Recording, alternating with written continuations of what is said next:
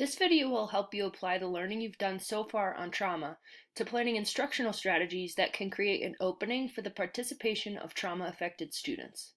The same concepts that help to inform a behavior management approach for students impacted by trauma can be applied to inviting participation of these students into the instructional activities of school.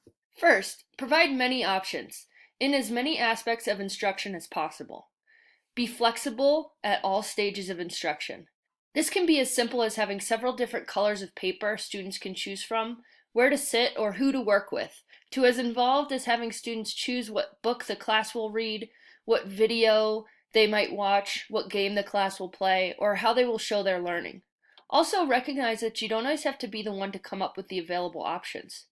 Especially when students struggle to adhere to your expected outcomes of instructional approaches, instead of bearing down and creating a power struggle, invite students' opinions on how they would like to learn and show evidence of their learning.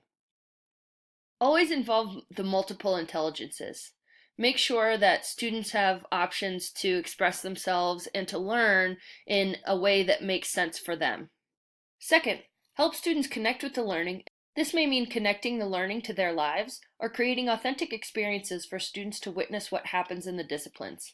Bring in professionals from your discipline to show off their work and provide opportunities for students to converse with those people rather than simply getting talked at.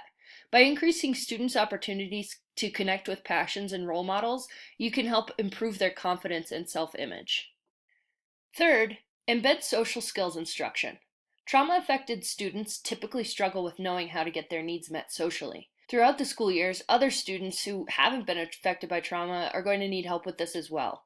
Embed social skills instruction by modeling the right way to interact in a given situation, providing guidelines like sentence starters or step-by-step conversation examples, and developing mentor-mentee relationships within the class so students can model for each other. Fourth, keep tasks simple by chunking. Simplifying a task does not mean it has to be any less rigorous than intended. The objective of simplifying by chunking is to make things more manageable for students who struggle with planning and organization. Simply give students one step at a time. Make sure they have access to each step as they finish the one before it, and provide accountability by checking in with them as they move through the steps and providing feedback. Lastly, increase opportunities for self-assessment. Students who know what the end product of any assignment should look like and what counts as quality in any situation will do better than if they were not given an exemplar or a set of guidelines. Provide exemplars. Have students develop criteria of quality. Take time to allow students to make checklists, rubrics, and formative quizzes.